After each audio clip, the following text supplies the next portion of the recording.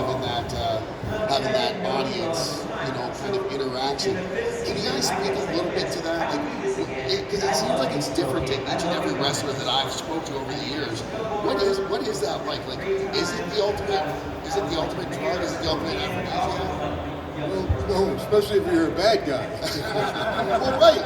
What is it? So everybody should be a bad guy for 6 months. Get used to people saying the worst things in the world to you. They're not going to hurt your feelings. So, it's amazing the appeal of wrestling around the world. I do a lot of charity events. We all do with the NFL people. I always ask them, I'm like, world champions. Where in the world do you boys go? And they're like, well, we went to London. And I'm like, that's like going to the west coast of London. I said, nobody knows Tom Brady down in Christchurch, New Zealand, but they go, ho! So, like many of the guys, I've wrestled in every state in the Union, many of the provinces of Canada, and over 30 different countries. It's amazing the appeal of wrestling around the world. It really is.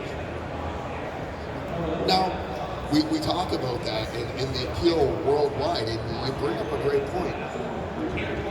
A lot of football players from the 80s, 90s that were household names, people don't know today, but they know the Powers of Pain. They know Abdullah The Butcher. They know Hacksaw Jim Duggan. They know Randy Savage. It seems to transcend any other kind of pop culture kind of phenomenon. What is it with wrestling fans? Is it, and it's not like it was back in the 80s and prior, where there were marks anymore. Because nowadays everyone's in on it. So how does it still survive today? Given that, do any of you guys have any insight on that or your thoughts? In our time, the guys are so big. I'm talking Andre, Tugboat, Earthquake, Road Warriors, Barbarian, myself. Everybody, we were comic book characters brought to life. That's what we were. You look at the comic book characters, that's what we were. You could talk to us, you could touch us, you could do everything around us.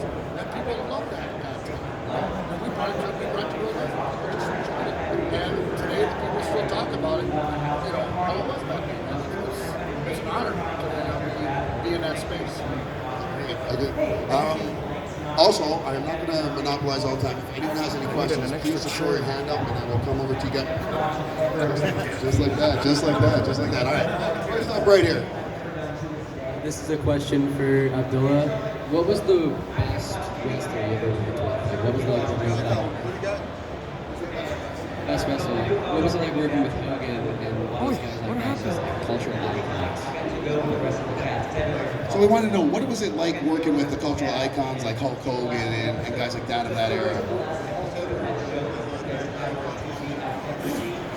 It was a pleasure to work. Pleasure. Sweet. It's a pleasure to work with Hulk Hogan, Andre the Giant, all these guys. They worked hard, they traveled all over the world. But the main thing about it is this, what I'm going to say. All the old timers, all the guys who traveled all over the world and worked hard, that the promoters made all the money. They are the ones who are supposed to take care of us. And that's why a lot of the guys are dying and stuff like that, and they're leaving here. People don't care, the promoters don't care about it. And that's all I got to say.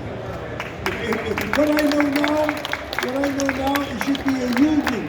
We should have had a union a long time ago. Yeah, that's a long time coming. That's a long time. We used to travel down, we used to travel here, travel there at nighttime. Never knew when you're going to come back. You never knew. You understand? All the wrestlers worked hard. You understand? We got paid to a certain extent, but we should have got paid more money. Agreed. We are the ones who took all the driving and shit and stuff like that. And you got sick and nobody there to do what? To help nobody. Awesome. Flash, you had a question over I didn't there. want to say it, but thank you. What's the question for Hacksaw? The Flash is a fan of Hacksaw Jim Duggan. Is Hacksaw Jim I Duggan? can't catch the Flash. If I can catch you, you'd be afraid. Where'd he go? See, You thought you were quick. That was quick. All right, what do you got there? It's a pleasure to meet and seeing how you've been watching wrestling since the 70s. That's how, and a lot of you inspire us fans now. Who was your inspirational when you guys were getting into the wrestling business? Who your favorites were? I actually grew up in Minneapolis, and the AWA was there. And yeah, I used to watch Bert Gagne, Billy Robinson, The Crusher, Nick Bockwinkel. I mean, that was my time that I was watching that stuff. So I'm an old school person when it comes to that.